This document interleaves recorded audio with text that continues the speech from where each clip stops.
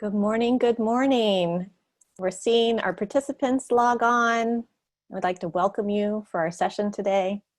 As you get situated, use this chat to drop in and tell us who you are and where you're from. I'm Carlin Madden. I'm the CEO of a nonprofit consulting firm called Good Insight.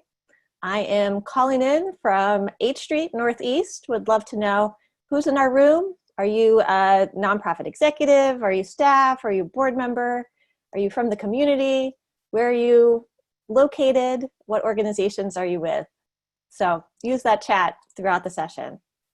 We'll be talking today about Ready for Recovery, which is a 4-part series that Serve DC has hosted that talks about how nonprofits and community-based organizations can build back stronger and more resilient.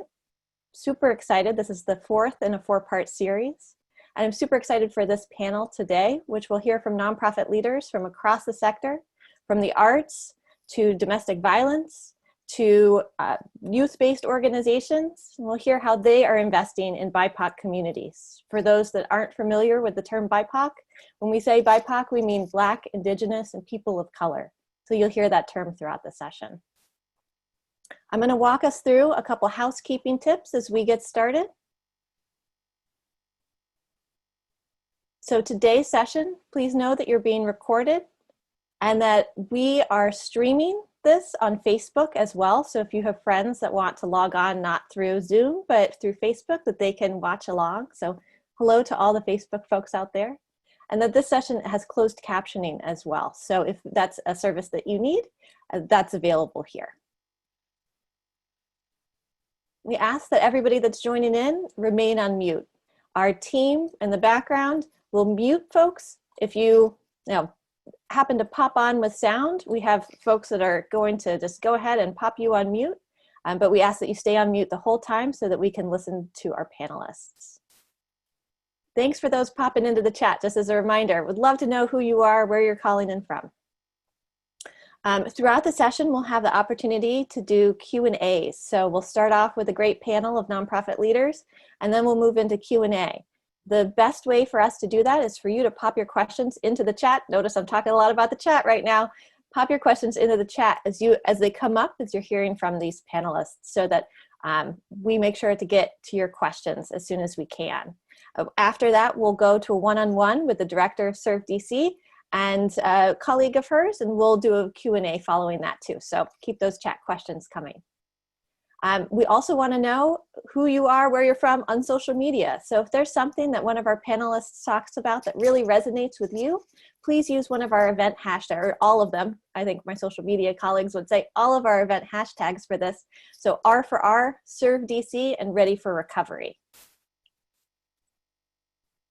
And then finally, for those of you who have logged on Zoom and you're getting these Eventbrite emails, you're going to receive a post-event survey, which is super important for my colleagues at Serve DC to understand what went well and what can they do better and what else do you need from this organization. So couple housekeeping tips. So today's agenda, I'm going to walk you through a couple elements here. We're going to, surprise, we're here through welcome and introductions.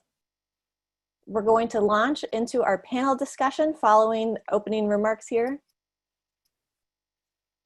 We're going to have a one-on-one discussion led by Director Aris T. Scales. Deputy Director Alexis Squire is going to come in and talk to us about events and initiatives hosted by Serve DC. And then closing remarks. So we have a great lineup today. I'm super excited to introduce to the next session. So for opening remarks, Commissioner Brandon Andrews. So Brandon Andrews was appointed by Mayor Muriel Bowser to chair the District of Columbia Commission for National and Community Service. Commissioner Andrews is an entrepreneur focused on technology, innovation, and digital strategies to build inclusive ecosystems for entrepreneurs of color. As a dedicated volunteer and civic leader, and chair of the Commission for National and Community Service here in DC, Commissioner Andrews oversees Serve DC's investments for community-based strategies and support for the city's AmeriCorps programs. So please join me in welcoming Commissioner Andrews to share some opening remarks. Well, good morning, and thank you so much, Carlin, and thanks to everyone for joining us. I am Brandon Andrews, Chairman of the DC Commission for National and Community Service.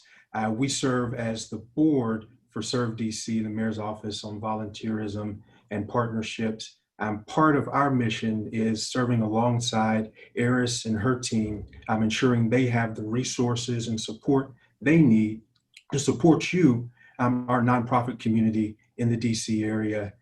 Welcome to the fourth iteration of the Ready for Recovery series. These events, I think, have been incredible boons as organizations have sought to meet this incredible moment that we're in.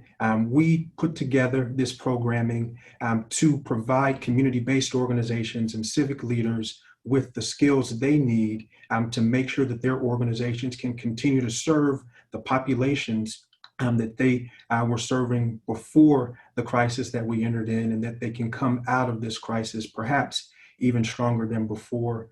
Today, we're going to talk about making strategic investments in community organizations with an eye on diversity and inclusion, ensuring that BIPOC populations have the resources they need to not just survive during a crisis, but to thrive and again, hopefully be better on the other side.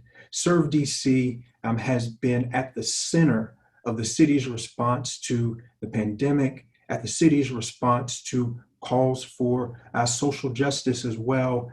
Perhaps there has been no better time in Serve DC's 20-year history, and it's the 20th anniversary, so congrats to Serve DC on 20 years. But there's perhaps been no better time that displayed the full breadth and depth of Serve DC's mission, as well as the significance of the impact, everything from receiving PPE donations, to coordinating volunteers, to training emergency responders, to facilitating the AmeriCorps grant program during the crisis, on top of providing a range of community grants to nonprofit and for-profit entities, small businesses as well, in the District of Columbia. Incredible, incredible work that again underscores Serve DC's central place in this community as a resource to not only folks that are in government and in the nonprofit sector, but even to some of our small businesses and first responders as well. It's an incredible honor for me to serve as chair. Service has been part of my life for my entire life. My grandmother raised me, was a teacher for 40 years, and by the time I had come along, she had retired, but she continued to serve her community by mentoring and by providing piano lessons and by even making loans to former students. That service piece was an incredible part of my upbringing, and I'm so happy to be able to continue to serve in this role. I'm looking forward to the incredible conversation today. I'm familiar with all the panelists and their organizations. Can't wait to hear how they've responded, and also how Serve DC and how the Commission can continue to be supportive of them and others. Thank you to Eris, to Alexis, to Whitney, and the entire Serve DC team for putting together this relevant programming. And last but not least, our AmeriCorps competitive grant program was just announced. If you're a nonprofit organization in the District of Columbia and you're interested in being a part of that grant program, I hope that you'll visit our website and fill out the application. I'm sure Eris and the rest of the team will share more about it. And I know we have attendees from across the nation and even from other places. There is a state commission in your state as well if you're not in DC. And so definitely encourage your organization to apply for those AmeriCorps funds. So with that, I'll turn it back over to you, Carlin. Thank you again. And of course, I'll be around if anyone has questions. Thank you. Thank you so much, Commissioner Andrews. You highlight so many wonderful things that Serve DC has done as a central part of our community, and I encourage everyone to check out the work of Serve DC, and particularly if you're a local organization, seek out the resources that we have here on offer. So the next part, we're going to move into our community discussions here. And the next part, I want to introduce everyone to Alexis Squires. And so first we're going to talk a little bit about today's focus and thinking about how, so the panel discussing really how are we using nonprofit leaders to discuss how they're actually, sorry, having to pause here. So we are going to start with a group of nonprofit leaders that are going to talk about how they are centering BIPOC communities in their organizations. And I think we know as organizational leaders, sometimes that becomes difficult in fundraising. And in this moment in time, fundraising is so important. We're going to discuss how accountability factors into all aspects of an organization's leadership, how we are holding ourselves accountable to the communities that we're serving. We're going to explore how these nonprofit leaders are thinking about how they're going to transform their fundraising initiatives. How are they centering the communities that they're serving as they make these appeals to their donors? And then finally, they're going to learn how to position their so you all as audience will learn how to position organizations that align investments and move the needle. So I think everyone can think about how their needle can be moved for their organization. It's my pleasure to introduce our next moderator for our conversation, our next conversationalist here, Alexis Squires. She's the Deputy Director of Partnerships Engagement for ServeDC, which is the Mayor's Office on Volunteerism and Partnerships. So she has held that role since March 2019. And here she's responsible for all the programs, partnerships, communications, and was the thought leader behind this series. She's a native Washingtonian, and she's committed to improving outcomes for the city's most marginalized communities. Please join me in welcoming Alexis, and she'll introduce you to the great panel that's yet to come. Thank you so much, Carlin. That was such a lovely intro, and thank you to our Commissioner Andrews, for that warm welcome. I am incredibly excited to be before you today. We are excited. This is our fourth installment and our final installment of Ready for Recovery. And I have to say, I'm most excited about the conversation that I'm going to have. And that is no slight to our former guests and panelists and participants, because they all have been unique and dynamic. But I have to say, we designed Ready for Recovery to really, for this moment, really to be a value add to our nonprofit partners. And so what better way but to hear from some of the best that we have within our city. And I will do an intro of them in a moment. But first we will start with a poll, an audience poll. Yes, and the question is, with 5 being the highest and 1 being the lowest, how well does the nonprofit field support leaders of color? And that's going to be really critically important as we have this and kind of unpack this conversation that we're going to have today. Because we will be hearing from, as I mentioned, a dynamic group of leaders of color from our community who have been experiencing all that we've been experiencing, who have been navigating all that we have been navigating, both personally and professionally, and who are just equipped and to lead our communities, especially our underinvested communities, as we endure and navigate all that we are enduring and navigating, but then also as we recover. And so we want to get your input there. Okay, it looks like 42% are at 2. Okay. How well does the nonprofit field support leaders of color? So we're at about the most at 42%, saying at about a 2, with 5 being the highest. Okay, that's good insight. So as we go through this panel discussion, I hope that you will learn more, you will grab insight about how we better support leaders of color. Again, we know that we are experiencing so much, and I'm call out that we're navigating COVID-19. We've been navigating that for the last, I had to do a count on my fingers, the last 6 months, if we count March as the beginning of that. And then we've had the social injustice, the civil unrest.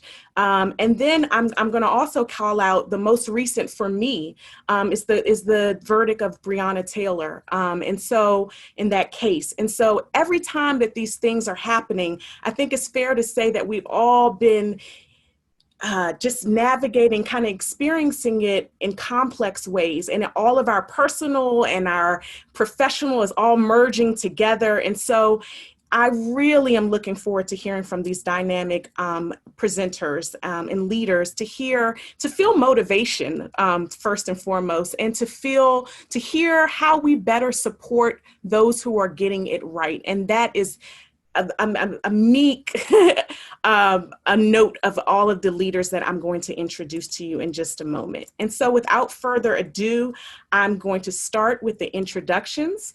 The first being Mr. C. Brian Williams. Brian is the founder and executive director of STEP Africa, which was founded in 1994. STEP Africa presents a percussive dance tradition of stepping to audiences here in DC. He is beloved and his organization is beloved, but also across the globe. Among many of his recognitions, Brian received the 2018 Mayor's Arts Award for visionary leadership from the DC Commission of Arts and Humanities. Hey, everybody. Hello, thank you so much for joining us. Nice to be here. Nice to be here too. We will also hear from Mr. Darius Baxter. Good morning, Darius. Is this the part where I cut my camera on and wave? It is. Hey, everybody. But let me do your intro too, so people can know who we are going to be hearing from. Mr. Darius Baxter is the co-creator and CEO of Good Projects, which has the goal of bringing 500 families out of poverty by 2030. In his role, he works across sectors to generate support and to generate pathways of opportunity for underserved communities. Good morning. The pleasure is all mine. Thank you so much, Ms. Squire. Happy to be here. Happy to have you. And last but certainly not least, we are joined by Ms. Kube Gaje. Kube is the executive director of District Alliance of Safe Housing, or affectionately known as DASH, which is the district's largest housing provider to survivors of domestic violence. Earlier this year, she was awarded the Working for Community Award by NBC4, which recognized her leadership in the nonprofit sector. Good morning, Kube. Good morning, Alexis. It's such a pleasure to be here. It is a pleasure to have this panel. Can you look at you guys, first and foremost. Look at you, showing up as you always do. So we're going to get right into what I know folks are hoping to hear. And as I was writing my notes and preparing, I said, I want to make sure that this conversation that we have, and I'm sure that we will deliver, is both transparent and transformative. I want to make sure that our attendees and those who are joining us on Facebook Live, and we'll see this later, will really look to this discussion and say, first, wow. What we've already invested in dynamic leaders, but then, wow, like I heard some new insight that I really want to take and appreciate leaders, especially leaders of color, in a different and more intentional way. And then I'm going to be drawn to and motivated to support and show up differently to make sure that you all are supported and as you center the communities that you serve in really meaningful ways. So we'll jump in to our questions, and we're going to make it, I last time I said we're going to be podcast style. So please, feel free to just jump in and really be transparent so that we know that people are walking away with great insight. So the first question is, as nonprofit leaders that are serving centers. I'm sorry, Ms. Squire. I don't mean to interrupt you, but Black is King was the greatest movie ever created. Okay. Oh, see, this is how we're going to keep them engaged, right? Okay. Black is King. That is your opinion. And I thought it was dynamic too, but thank you for adding that. That's what I'm talking about. We're bringing we're bringing it. Okay. So I'm going to ask the first question, and if you can loop this into your answer, then perfect. Okay, Darius. we've had so many significant shifts as a result of COVID, as a result of our reckoning of social injustice and civil unrest. Could you please highlight some of the intentional pivots that you've had to make, both personally and professionally, to show up and make sure that you are giving your best to your organizations and to your work? And Darius, since you know Black is King, let's start with you and how you've had to really make those pivots. Certainly. I guess it's in my opening and apologizing if you hear any background noise, if you see little feet pitter patter behind me. So I'm sitting here today in Good Projects Learning Hub, which opened yesterday. Nice. We had a very clear goal for 2020 to be able to onboard 100 families into our family success plan and to continue to move forward of our goal of transitioning 500 families out of poverty that are living here in the Southwest community by the year 2030. Obviously, with COVID, it's very hard to get those numbers in one specific space. But with DC making the announcement that they were going to be going virtual for this first semester, we knew that we had to do something. For us, we want to make sure that we're always supporting the entire family. And there's not one person on this panel, and assuming that there's not one person that is listening in today that doesn't understand the need of our Black and brown children, not just here in DC, but around the country. The learning loss that our children face was already significant before COVID. And then we saw with COVID, we had a spring where students got the school year cut short, and then the fall where they were expected in many ways, and as we've seen even over the last 2 days, to fend for themselves with the assistance of teachers that were trying to figure out this new norm themselves. So for us, it was not an option if we needed to do something. It was almost a mandate. We have a community that we're committed to, and we had students that needed to learn. And we were willing, and by the grace of God, we have a group of supporters, both at the DC government level and at our funding level, that believe in investing in young people at the middle school and elementary school age. So we're not making that investment as the work we've done in the past at the juvenile justice system level when they become adults. Mm-hmm. So for us, it's making sure that we're supporting these students from 8 to 4 p.m., getting them through their school, making sure that they're engaged, being that support for the schools that I think even every parent on this call would appreciate at this moment in time. But for us, it's just being here for our youth and families at the Learning Hub today. That was our pivot. Wow. But I'm interested to actually hear some of these other. No, I was just going to say that was a significant, so this was a program that you, obviously couldn't have thought of, but you kind of went into action based on, the present kind of circumstances. Had to.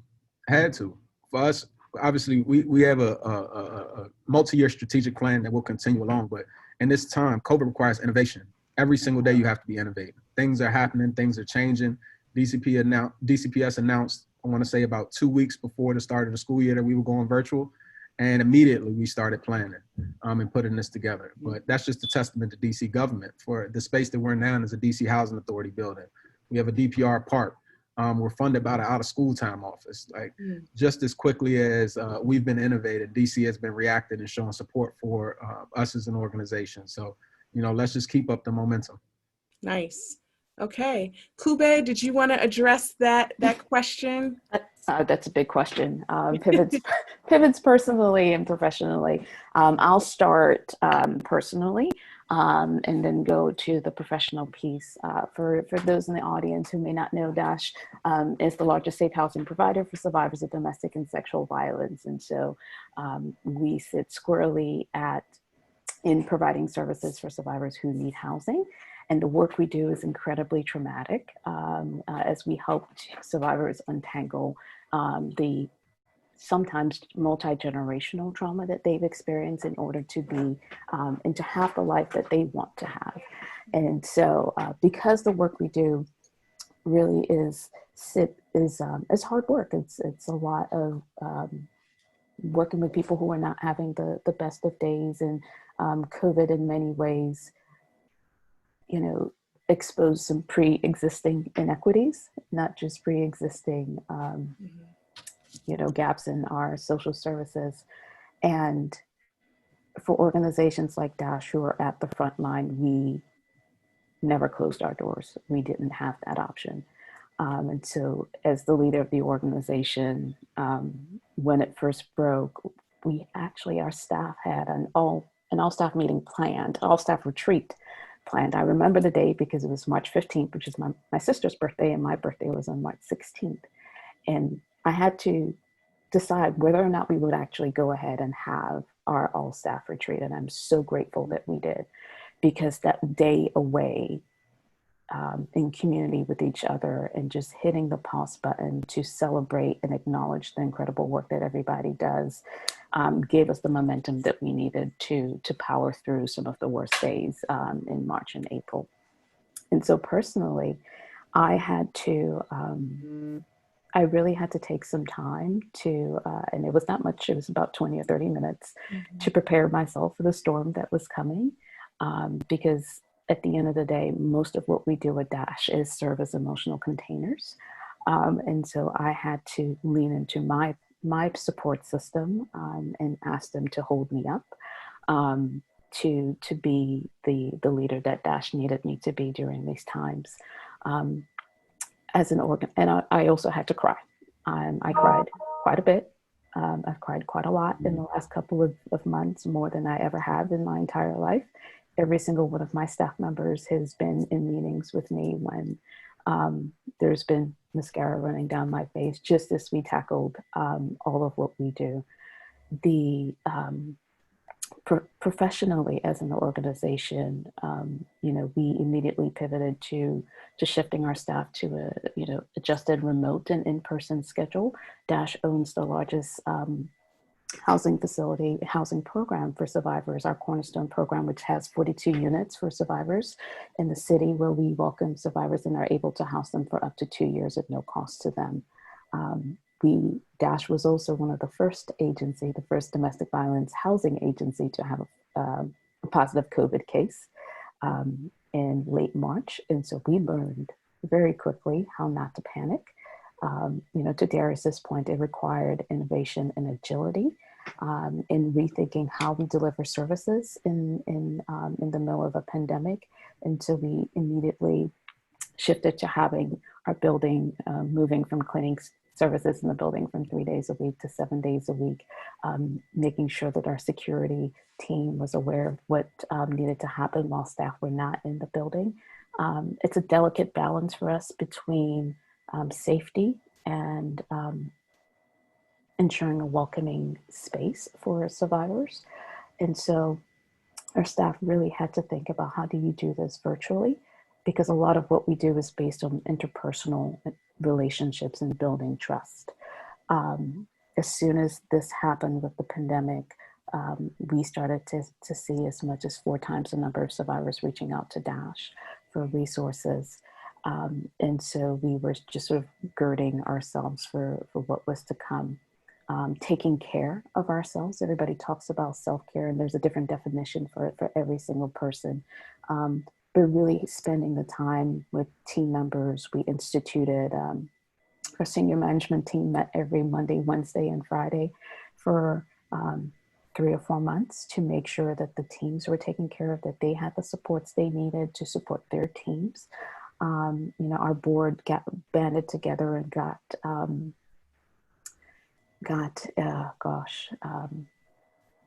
gift cards. I think it was not Uber Eats, the other one. DoorDash. Okay. For not in a limb. Thank you, for our frontline staff, so that they wouldn't have to worry about, I'm running 500 miles an hour. When am I going to have time to stop and get food for myself and for my family? And so the little things like that, and even as recently as 2 or 3 months ago, because of the incredible weight of what we do, the organization invested in providing a full year's worth of Headspace accounts for all of our staff. Nice. In order to provide them literally the Headspace, another resource that they could use and support each other. So it has been quite a journey, but that innovation and agility remains at the forefront for us. We've also had to thankful the city has been incredibly supportive. The Office of Victim Services and Justice Grants, Department of Human Services. Even despite the pandemic, we have launched a brand new youth program serving youth survivors ages 18 to 24 with an additional 20 units of transitional housing services in the building. So lots to do, lots more to come, but we're doing everything we can to be there for each other and for the survivors in our care. Nice. Okay. Thank you so much for sharing. I'm just going to call out a few things that I'm hearing that are consistent with Darius, and then I'm going to pivot to you, Brian, but agility and innovation. And then I heard, the partnerships, the leaning in and collaborating. So Brian, if you could share a little bit more about your experience and how you have had to pivot professionally, personally. It's all one and the same in this moment. So Thank you so much. I'll be brief, but good to be here with everybody. One thing that's clearly a reminder in this moment is that in spite of the pandemic, COVID-19, and the challenges and the pandemic of historic inequity being exposed, that people have to keep serving, right? And that's what I'm hearing from the panelists, is that we don't really have an option to stop serving, to stop doing the work that's so important to us.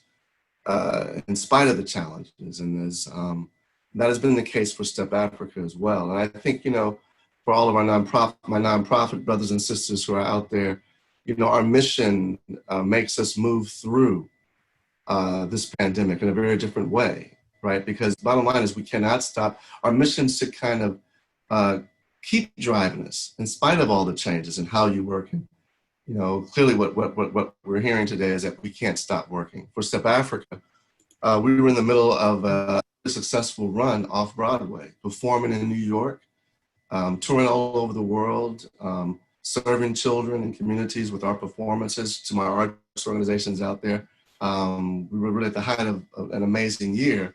We were actually in New York when the lights went down on Broadway. So our show had to close. And so the pivot for us was, how do we maintain our mission when, as artists and as theaters and practitioners who specialize in social gathering, now we're in an age of social distancing and our main venue has been eliminated. So that meant really, but we know that we still need to serve our community, that art matters to people and we need to be present to our communities, to our families, to our children. So STEP Africa aggressively embraced the digital platform and started to create as much as we could for that platform, many times it being free for the community, to keep engagement. And it's been wonderful to see our audiences expand and engagement deepen as we just sought to serve them in whatever way that we could. Last thing I'll say is STEP Africa is one of the largest in the region employers of full-time African-American artists of color. Artists of color in general, African-American artists of color. So during this time, we kind of doubled down on our artists.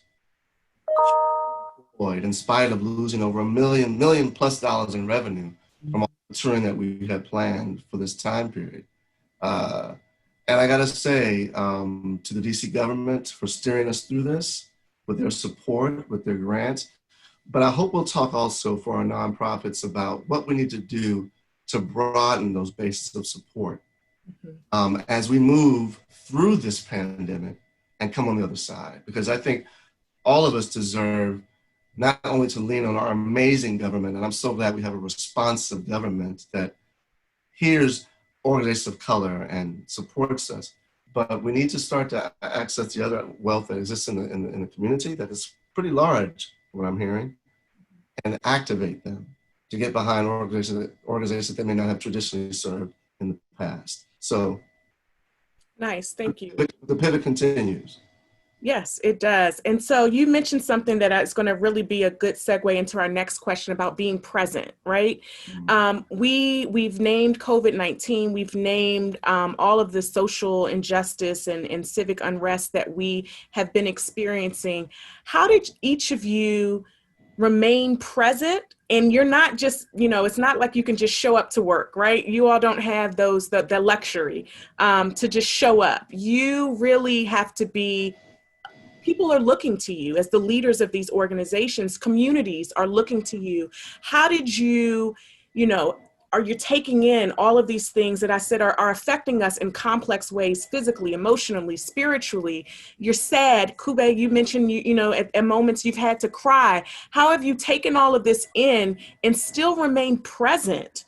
And still worked on the vision that you have for your organizations? I would really like to hear that. You all are doing a lot of innovative things. How are you managing all of that? I can start with that one. It's a big question too. So how do you stay present? And I think for every person, every leader, it's different because of depending on their organization's composition. I think for me, it's been really leaning into the strength and vulnerability, but then also standing in my truth. A big takeaway for me from the pandemic has been just, I said to my team yesterday, I'm much more unapologetic about the changes that need to be made. DASH is an organization led by a woman of color, with a staff of predominantly Black and Brown, serving predominantly people of color. And, domestic violence became a pandemic of its own as survivors were trapped indoors for months with abusers. We had a survivor whose abuser came home because he had been furloughed, and she, had to be extracted. We also then had another survivor who was held at gunpoint. We're seeing higher lethality. We've lost survivors to violence, several survivors over the last couple of months. And so how do you be present in that midst? For me, I am really mindful of acknowledging and being transparent about the fact that I do not have all the answers, reaching out to the folks who do support us, my board, our staff, the leadership within the staff. And then also, being very transparent again about the things that we do well, and being able to leverage those resources on an ongoing basis. And I love Brian's question and really call to action of what's happening. How do we leverage the resources outside of our government? We still have a lot to do on the government front, and our DC has been an incredible support system for many, many organizations. And so has the private sector, with the organizations and foundations really making organizations led by people of color a priority, releasing most of the restrictions on grants over the years. But there's still a lot of work to do. And so we are asking everybody, I'm personally asking everyone to be comfortable being uncomfortable, and being present in the moment, knowing that the moment may be different every single day. And it's going to require a different strength of yours as a leader, whether that's looking at your finances to say, well, do we have enough for the next 3 months? Or what do your staff need? And what do the population you serve need? Okay. Darius, would you like to comment on that one? Certainly, and I started laughing when you asked that question, because I think that for obviously most of the people on this panel, and then actually all of the people on this panel, and then assuming, if you have the time to get on this call in the middle of the day, you're managing something and somebody looking up to you, like, you got to have a strong sense of self. Like during this time, everybody, it seems like it was so long ago, but I remember when this thing first hit, there was a lot of uncertainty. And I remember coming on to these Zoom calls, first trying to get everybody acclimated to what Zoom was and Google Meet and Teams, and like, oh, okay, decision, which one are we going to use? All right, we're going with Zoom. And then from there, you got to, to your point, I can't just show up. I can't just show up and like, all right, I'm gonna have my camera off. I'm just gonna be talking. Let me roll out of bed. Before we got on this call, Brian was talking about he was finishing his cereal. You can't let people see all that. And it's just being, we can talk about nonprofit, but let's just talk about leadership. In this moment in time. Mm-hmm. Sometimes, and my mom always said it growing up, sometimes you got to fake it till you make it. I had no idea what we were gonna do when COVID first hit. And anybody that says they knew what they were going to do was a bold-faced lying straight through that, or straight through the Zoom call, whatever we want to say. But, at the end of the day, I'm a believer through and through. And I firmly believe that God is always going to have me exactly where I need to be. This call is a perfect example. And I just stay steadfast, put my head down, and just continue to pray, like, God, what would you have us to do in this moment? And In my own life, I think that God often speaks to me through the people closest to me. And in this moment in time, everybody had something that we should be doing. And I listened to some of it, didn't listen to other ones, but the direction was pointed right in front of us. And I was like, this is the way that we're going to go. And of course, you got your naysayers, everybody from your funders to staff that think they know better than you. You the whole gambit, you know. But at the end of the day, to the point that was just made, you know, it's something that Doc Rivers actually said. As a leader, first you got to have a strong sense of self. I want to reiterate that. But then you have to break it down to your team. Look, guys, I'm human. I'm gonna make mistakes. I probably make a mistake every single day. You might not know all of them, but I'm gonna make mistakes. But I guarantee you that every decision that I make is for the greater good of this team. And in my case, when we lose, it's not just, all right, we lost the basketball game. In my case, when we lose, somebody might die. And that's a lot of pressure. So at the end of the day, knowing that, waking up every morning, knowing that when my feet hit the floor, that the first thing that I'm thinking about is the youth and families that call Good Projects home, makes decisions a lot easier because I know I'm operating with the best of intentions. I know you can follow me on Instagram. This isn't a shameless plug, I promise, but you'll see my story this morning. I woke up at 3:30 this morning excited just to have the opportunity to be able to come down and work with these young people. That is a blessing. Just think about my life. Oh my God. I'm 27 years old and I get paid I make a living off of trying to help others. I would do this for free. I'm not saying cut my funding, but I'm just saying like there's no greater joy in the world. And you're operating with the intention that no matter what I do, I know I'm going to have an impact. I'm going to make somebody's life just a little bit better. There is no wrong decision. You know, it might not be the one that gets the most attention. It may not be the one that has the greatest amount of impact, but at the end of the day, it did something. Somebody's life is just a little bit better than it was the day before. So, you know, strong sense of self and just like keep moving forward, man. Everybody got haters. You just got to use them as fuel, like just fan your flame, you know? Nice. I agree. If you can make that impact and you know that you're going to make that impact that day, that is always a great motivator. Brian, I'm going to come back to you because you raised something and we're going to move on to another question. And I think all three of you have raised, but you so eloquently, Brian, about, you know, your funders, your supporters, and how do we show up? How do we want our board members who are our, you know, frontline for us, for you as leaders, our supporters, our staff? How do you best in this moment, in this critical moment where you're having to make these critical decisions about how your sustainability of your organizations, how do you best feel supported? And you could take that, you know, that support however you want. You know, is it conversations or is it affirmations? But also really thinking about financially, how do you want your supporters to really support you, your financial donors to support you in a moment like this? And I'm going to lay one more layer on top of that, especially in this climate of really wanting to ensure that we are all being equitable. That's been thrown out there a lot, but how do you want people to show up to support you? And Brian, I'm going to hand that over to you, a loaded question. Well, I think that for all of us here, we recognize that we can't do the work that we want to do every day without a staff, a team. You know, I don't know the size of the nonprofits that are watching today. You know, I'm sure it ranges. Right. But what this moment has really told me is that, your team is so important. For me, the artists, I mean, like I said, we already mentioned how important they are to STEP Africa as an arts organization. You know, so keeping them employed and keeping them engaged was paramount for me because I knew I could not serve if my team did not stay together. And I think that's been a huge challenge in this pandemic, is how do nonprofits within this age of furlough and unemployment, how do we keep together our team to do the work? Because without the team, you can't do the work. And that's for any business, not just, a nonprofit is a business at the end of the day, correct? So it has to operate and serve. So I think to the donors, to the foundation, that was always paramount for me, because through the team, I could serve.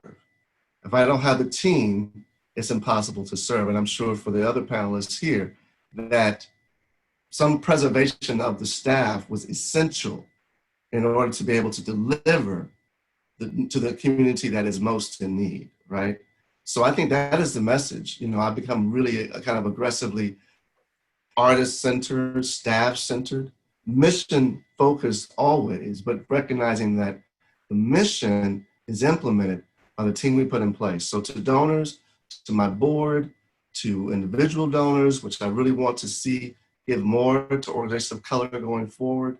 I love institutional donors like foundations and of course the government, but allow organizations of color to build the type of staff and structure, support, I shouldn't say allow, let's take that word out.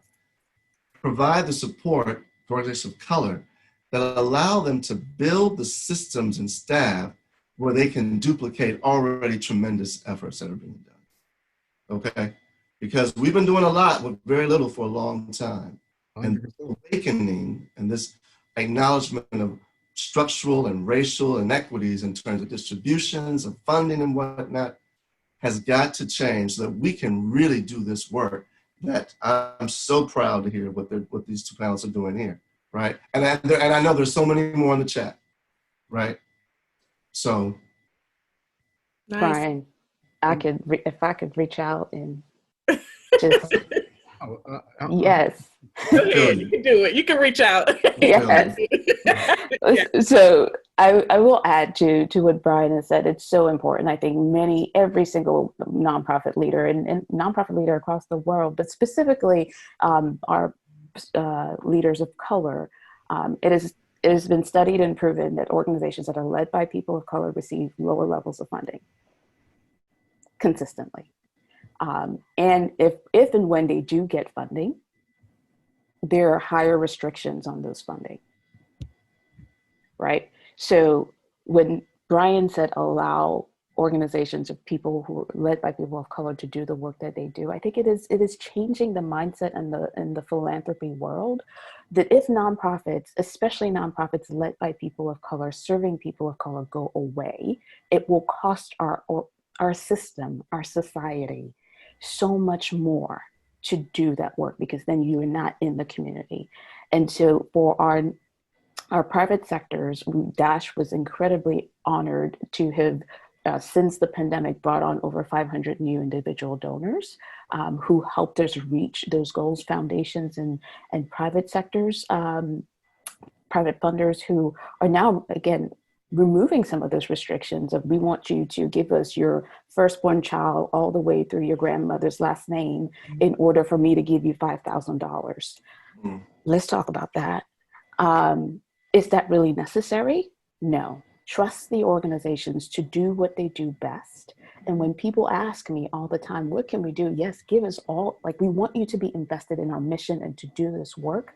But most importantly, fund these organizations so they can multiply impact and that capacity building. You cannot invest solely in program.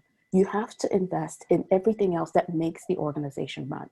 You have to invest in finance. You have to invest in fundraising. You have to invest in systems building. So that work takes time, and yes, it costs money to make money. And if you don't provide platforms for organizations to do this work in the way in which their organizations need to do them, through flexible funding, you are sucking the lifeline away from the communities, the very communities we're all fighting to save. And I think in this moment, I actually want to applaud, a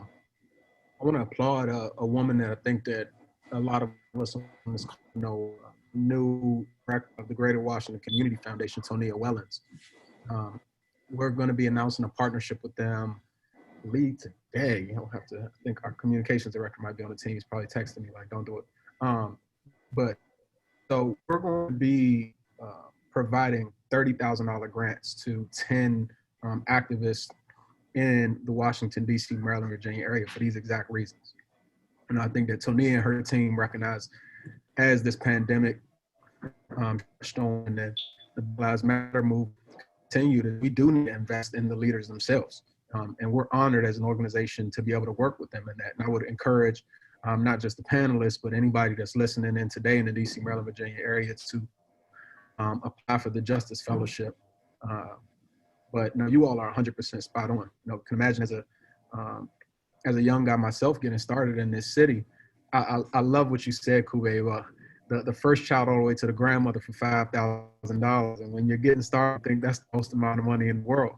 Like, oh my gosh, it's $5,000. Then you realize the insurance to cover the program might cost that much, you know. And at the same time, we have to continue to challenge ourselves. And this might not be popular, but I have to say it on this call, is that increase our mindsets for ourselves.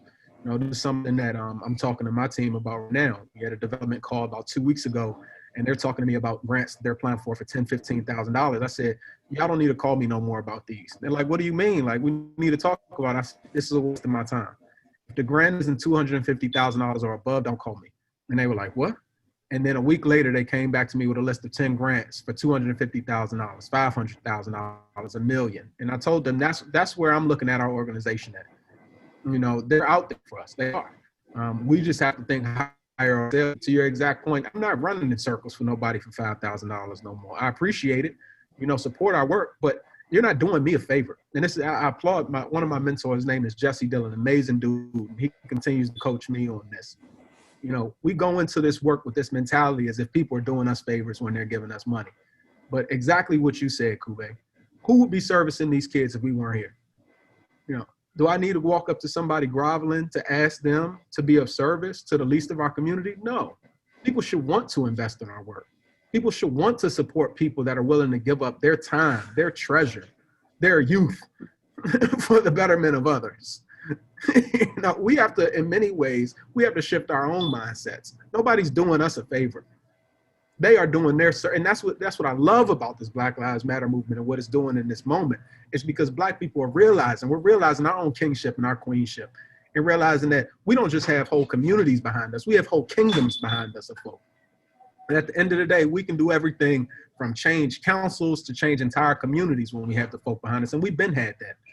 So, you know, again, this might not be the most popular thing, but I gotta say it. We have the power. We have the ability to go out and get the 1 million, 2 million, 4 million, $40 million institutional investments like everybody else, but we have to see ourselves in those spaces. And I challenge each and every person that's listening on this call to start to see themselves in those spaces, because if you're doing this work, regardless of what it is, don't let anybody tell you ain't got the documents, don't let anybody tell you need this, you got it, because you're doing the work. Nice. And if you need some help with it, reach out to us and we'll be there for you to put it together. Okay.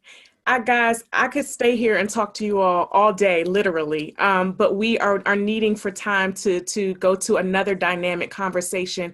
But what I'm hearing, and before we move on, thank you, first of all. Thank you for the passion, for the intentionality that you have, for the grace, for the visions. And I think overwhelmingly what we're hearing is trust leaders of color, trust your vision, trust your insights, your pivots, how you show up personally, professionally, trust us and support us, and see and take a hold of the vision that you have, and run with it. And so we just thank you again for being with us today. Thank you for the work. Thank you for how you center your communities that you serve.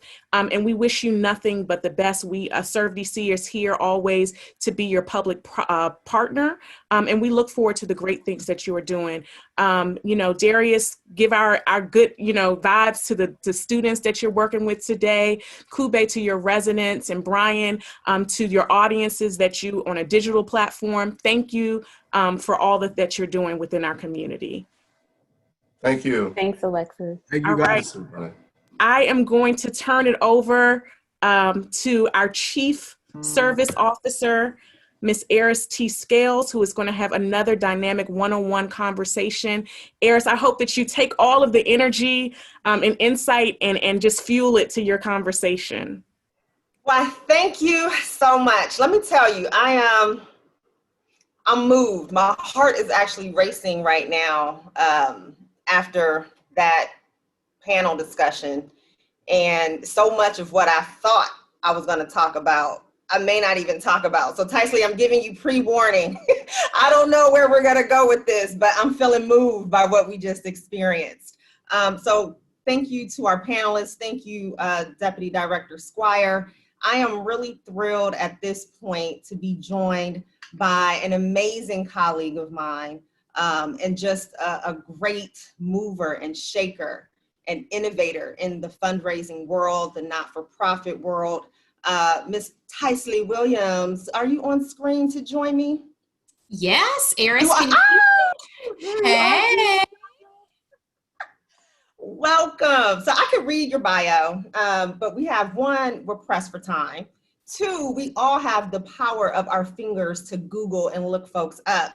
But I do want to introduce you in this way. Okay, so I hope this was funny. So last night, and I won't say who said it, but I was, to Darius's point, he's like, I could roll out of bed and blah, blah. I was feeling some kind of way. I'm like, I am exhausted. I am delirious. I have been doing like 16-hour jobs. I'm just not ready. I don't know what I'm gonna do tomorrow. And this unnamed source said, Eris, you're speaking with Tysley. She could talk to a wall and raise money, right? So you guys will be fine. And I laughed so hard. And I thought that was like the biggest compliment to how well you do in this space. And we know that fundraising is something that we all need as nonprofit leaders. But it's also one of those things, as we've heard, is a huge challenge. It's a challenge because people are intimidated. They don't necessarily know the techniques or the tactics. They don't have the relationships.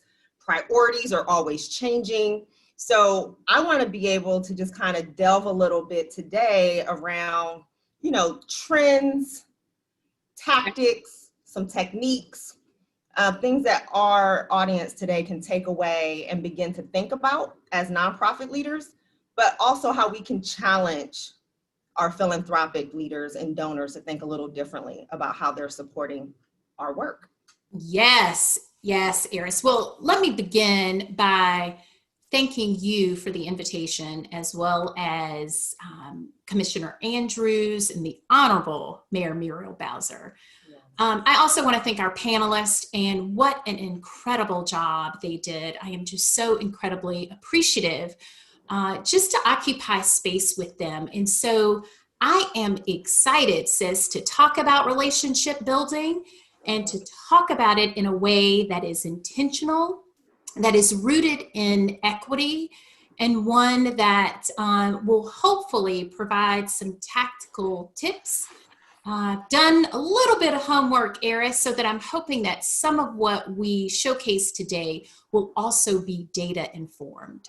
That's right. That's right. Because you're going to be asking me a couple questions too, I think, right? Yes, this is a relationship. Okay. Eris. This is a give and a take. And so I'm going to shed some insight on my thoughts and perspective. And then, Eris, we are going to hear your thoughts and perspective, because you are sitting in a place of influence, connected to power. You have the ability to educate and inform all of us. And so we are also here to learn from you. So get ready, get ready. Get ready, get ready. Okay, let me get my notes out. So can we jump in? Can I start asking some questions and picking your brain? What's on your mind today? Absolutely. I know we're on this road to recovery. We are on a road to recovery. Yeah, we are on a road to recovery. So, I was sitting here thinking, so some of my takeaways, just listening to the first panel of amazing leaders, and how vulnerable they were and transparent they were in sharing where they are, I think personally and professionally, and the consideration that they're taking as it relates to their teams feeling, empowered and engaged and connected as they continue to pivot to the work. And so one of the things that I've been thinking about is this. So we have our nonprofit leaders, and I've been looking at the chat too, where, it started to come up around this need to support our organizations in terms of their leadership, capacity building, systems. And we're in this state right now where it's a lot of heightened dialogue, a lot of heightened consciousness with new audiences, new friends and allies around racial inequality and social justice. But when I look at the work that these organizations have been doing, not just the three that were featured here, we've been about that, right? It just wasn't termed that, right? So the mission of that work in and of itself is addressing social inequalities. And so now we have donors and funders who are coming around and labeling it that way. So I want to hear from you, as we're in this state, what role is philanthropy playing? How are they pivoting? And is it even fair, now for them to now say we're funding racial equity work? It's like, did you not realize you were doing that before? So, Yes. yeah. So, Eris, I will start by saying that clearly, Brian and Kube, as well as Mr. Baxter, they are not new to this. They are really true to this, right?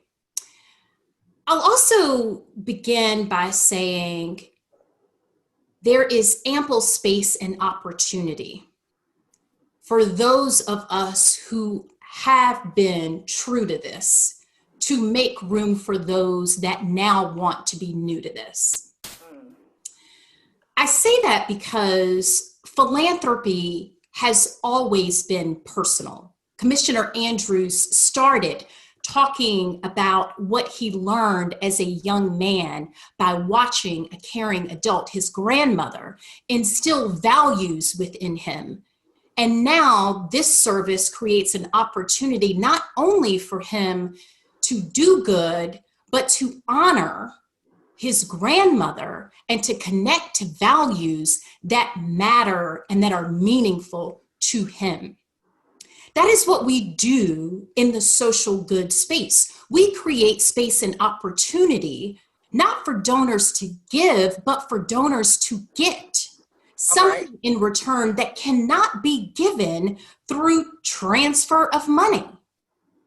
The feeling that I get, that you get, that Kube gets, that Brian gets, when we are able to invite people into a space where the beneficiary isn't just those that are quote unquote in need of, but the beneficiary is also the donor who is in equal need and could not receive if there were not an opportunity to give. That's right.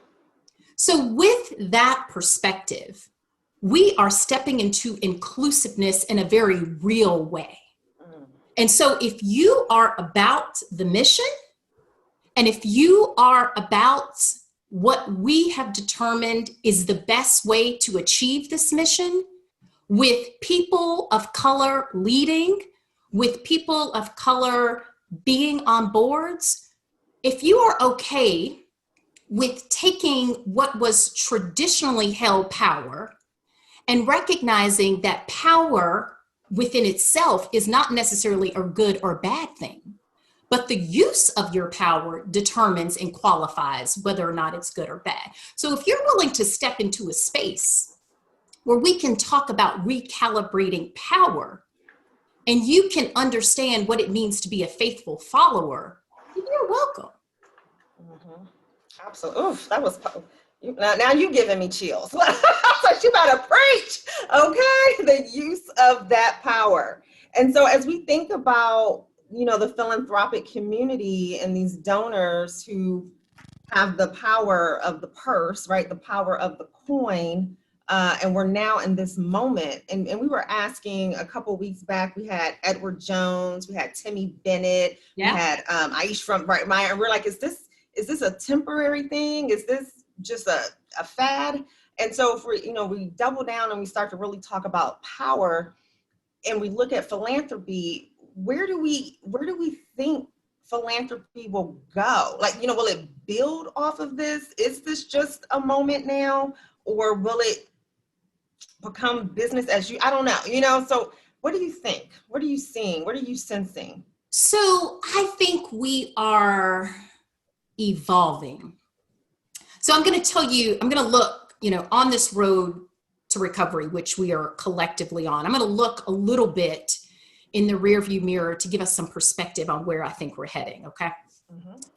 So when we found ourselves faced with the pandemic, like many people leading not-for-profit organizations, I looked to say like, hey, where are we going to be able to find the necessary resources, right? We knew that there was likely going to be a decline in individual giving, and I'll talk to you a little bit more about what we now know, the impact of that. And so Deloitte had an RFP on the street.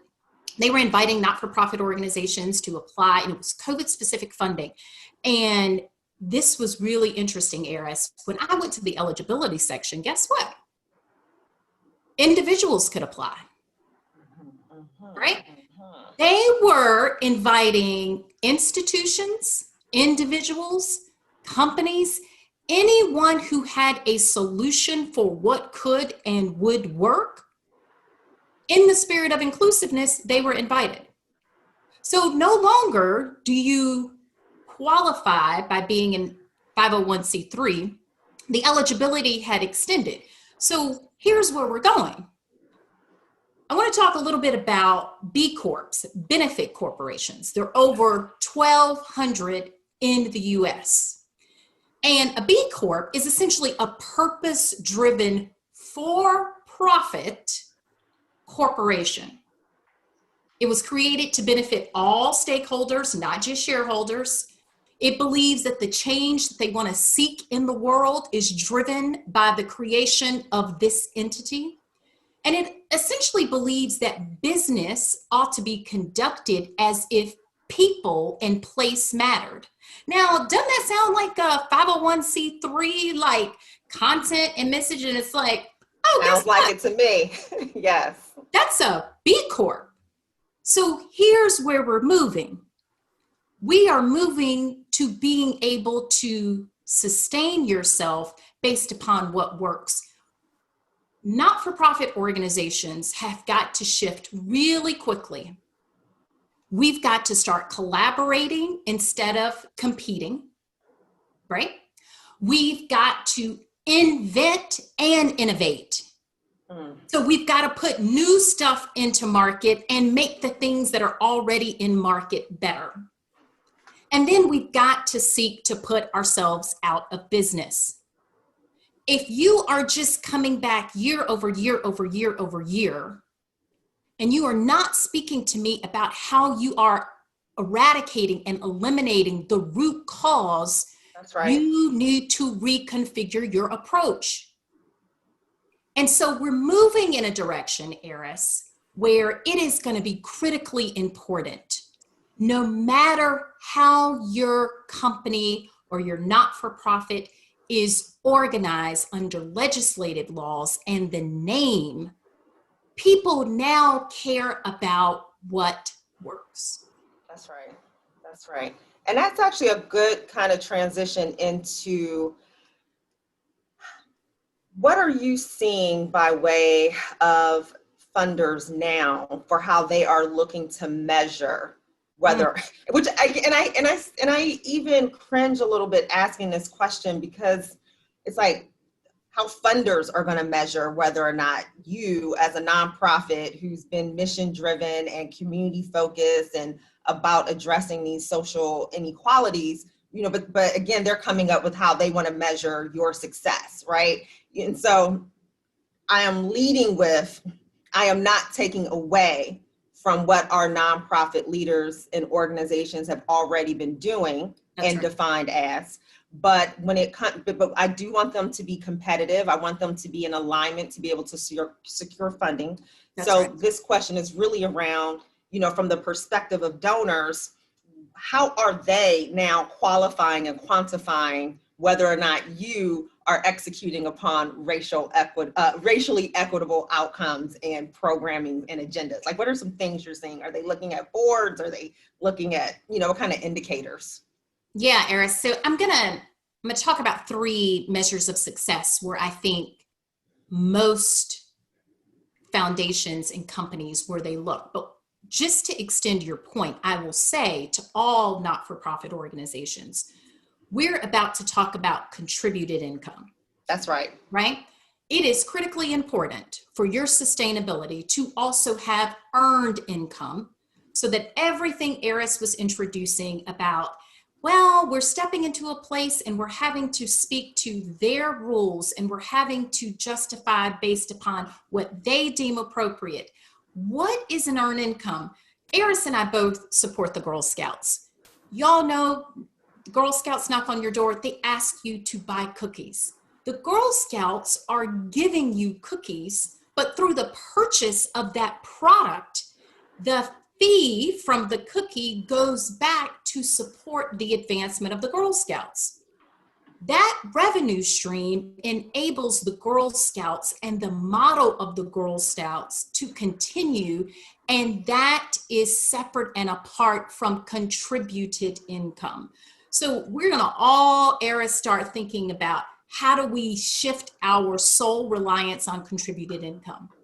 So now that we've made that right-hand turn and we are talking about contributed income, the majority of measures that you see, they're the ones that I would consider to be board composition, equity statements, leadership role.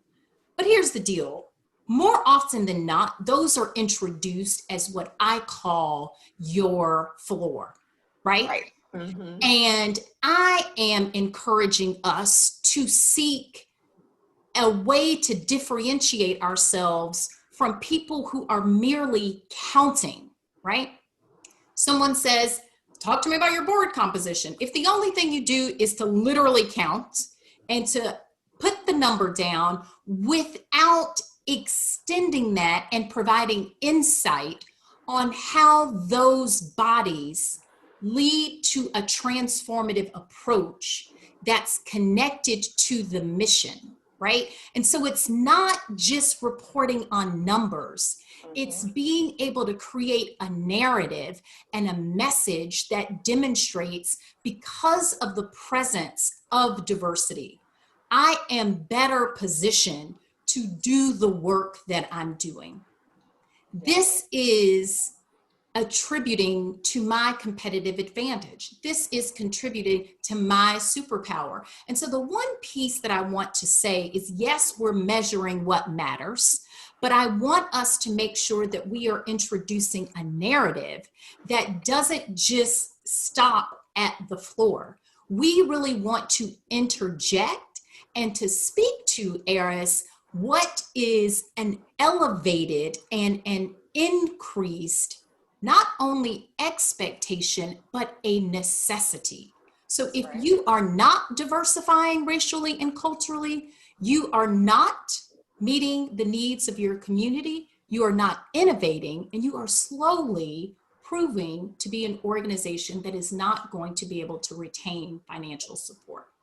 That is so true. I mean, the traditional ways of securing and raising money, even before COVID, just don't exist. And I've always been a big advocate for nonprofits to determine ways to bring in additional revenue. And I said, just because you're a not-for-profit does not mean that you cannot have services, programs that you offer and receive funding for in a different kind of way. And that's one of the things I do value about our approach in DC government. We have different ways in which we fund and support organizations, right? So we do have direct grants, but some of our agencies, utilize nonprofits as service providers. And you are compensated as technically almost like being a business. And so not being afraid to look at how you start to scale and diversify your service delivery, I think is a super critical point for nonprofits and not-for-profits to take into consideration. And I could talk about that all day too. And I think that, the last thing I'll say, and you started to touch on it, I am really big as well on narrative. Yes. I think, for so many of us, we are doing the work. Mm-hmm. And we've got our head to the ground. And as Darius said, he's happy to he loves it, right? He's like, I feel honored to be able to come and serve this community. But he also does a really great job at marketing and promoting good projects. So I'm gonna give him that. But many of us have our head down, we're doing the work, and we're not taking the time to share that narrative, to tell that story, to connect it back to our amazing impact. And that's important. So, what recommendations, because I'm sure you have not raised over $100 million for these national organizations and even at the hyper-local level without having, good data, good narratives, and strong relationships, right? So how do you build that time in? What are some techniques that you would recommend to organizations now as we're navigating through COVID? Because it looks different. It looks different. Absolutely. So I'm going to center our mission. So at America's Promise Alliance, we build external relationships so that we can inspire, engage, and unite individuals, institutions, and communities to create conditions where every young person in America can succeed. And so, taking into account we are in the midst of a pandemic, I'm going to tell you what we are doing, and I'm hoping that this will be useful for all of the listeners. So I am starting with what I consider to be a realistic perspective on what is unfolding in the world. So since COVID, 1.6 million people in the not-for-profit sector have lost their jobs. That base represents some of the most philanthropically generous individuals giving within the US. So your service providers, your teachers, your firemen, those individuals give at a higher proportion than individuals who are wealthy. Individual giving, ARIS, has declined 6% in the first quarter. And if it continues, we're looking at roughly about a $25 billion loss in revenue. Wow. So taking into account, people are dealing not only financially, but from a social and emotional and a physical perspective, dealing with COVID-19, right? This is real. We are starting by trying to be really intentional about creating a culture of compassion. So let me break that down. I love that. Culture of compassion. Absolutely. A culture of compassion. So in order to get financial resources, we have to solicit, right? We have to ask people to invest in our work. If we build a culture of compassion, the first question that we ask, ARIS, is not, will you give me money, but how are you doing? Yes. Are you okay? If I believe that you too are a beneficiary because we are interconnected and interdependent, my first ask should be around your well-being. And so if you are penning an end of the year appeal, if you are working on your canned social media, you need to make sure you are asking your shareholders, your donors, your volunteers, your staff, are you okay? The second thing is you want to retain your writers. We are on the road to recovery, and people have been writing and journeying with us, ARIS, before COVID. We have a really difficult time within not-for-profit organizations with retaining donors. Yeah. So I want us to retain our writers. And the way that we retain our writers is to be intentional about making sure that we are not so fixated on acquiring new and that we are abandoning, right, the need to connect to those who have been with us That's right. on this journey since day one. And so that is going to require for us trying to extend the human resources I've got, right? So I've got to find ways to introduce volunteers quickly and swiftly. And then the third bit, because ARIS, I want to ask you a few questions. The third bit on this journey is as you are positioning the destination, because your mission is intended to take people from current state to future state, and you are espousing that your organization has the ability to take us from where we are to a better place. And in doing that, it is important to declare not only the value of your destination, but the values connected to that destination. And so your mission matters, your vision matters, and your values matter.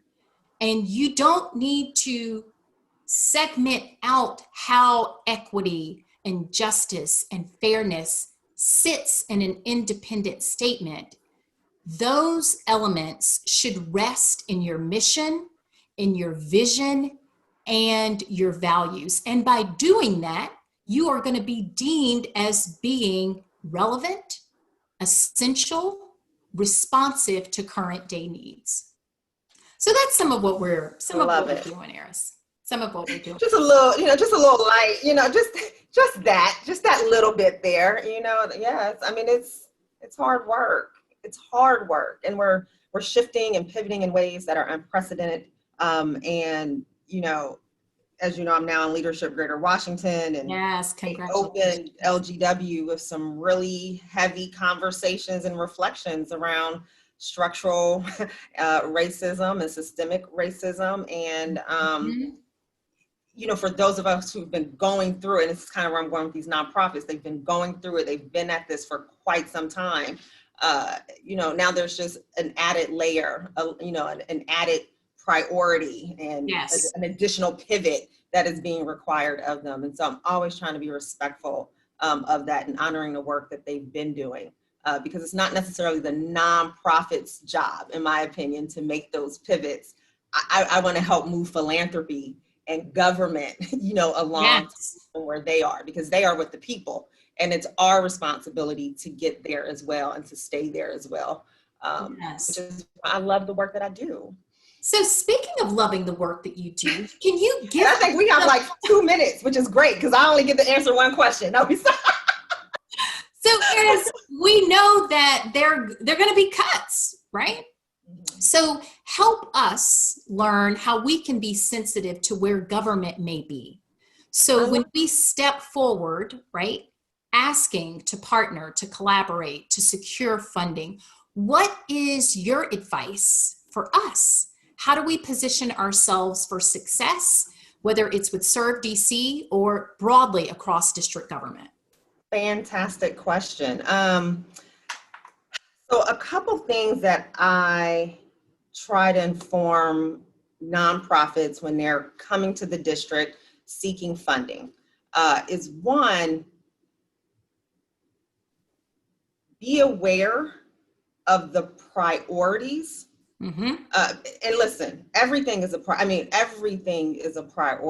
but there are different priorities that get elevated and amplified at different points in time due to what's happening for a variety of reasons, right?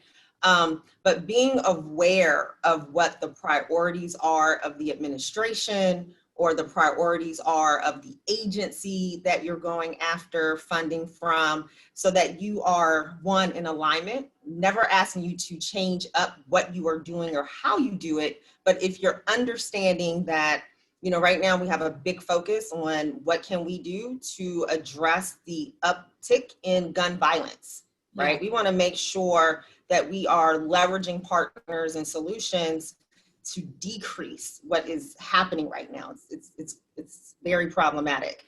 We know that we want to make sure that we have no child who is left behind from an education standpoint due to a digital divide. So I'm always trying to inform organizations, be up on what's current so that you're in alignment and it makes you more competitive.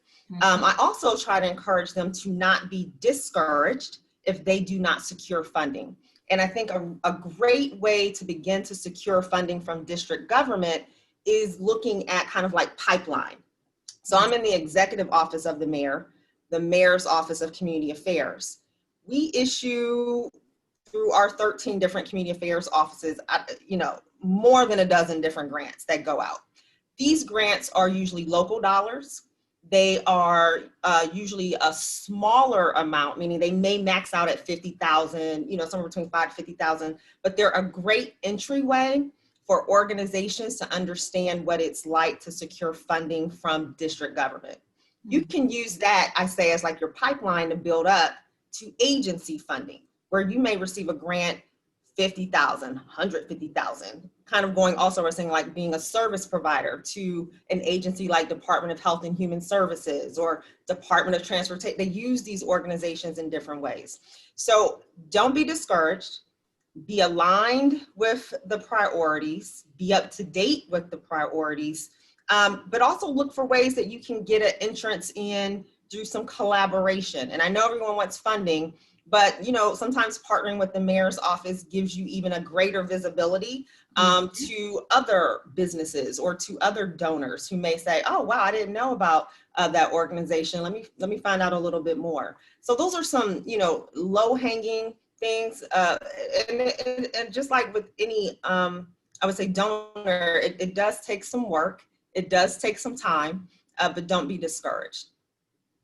Oh, Eris, that was an excellent way to put a perfect punctuation mark at the end of our conversation. So yes, thank you for having me. And it's been an honor to share more about America's Promise Alliance, which I know that you've also been a huge supporter of. So just want to thank you for continuing to be a part of our community and encouraging all the not-for-profit organizations working with youth to join America's Promise at no cost.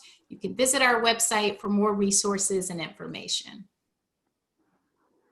Thank you so very much. You dropped a lot of gems on us. And look, gems, money. Okay, I don't know if that went over well. Love it. We Yes. appreciate you. Yes. I love it. Thank you so much. Thank So I think you. with that, I turn it back over to our amazing Deputy Director, Ms. Dee Dee Squire. Or I'm just coming straight. Oh, they're like, no, we are short on time. You're just going to say thank you and wrap this up. But I will say, I am so thrilled. And, listen, this is the 4th installment. And I said, I'll be so happy when this is over. Oh my goodness, I'm exhausted. We've been working around the clock.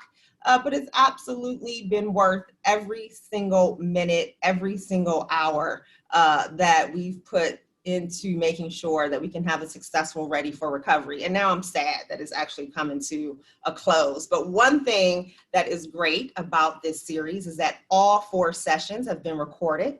They are all available online, and I encourage everyone to follow Serve DC at Serve DC on Instagram, Facebook. You could always go to our website.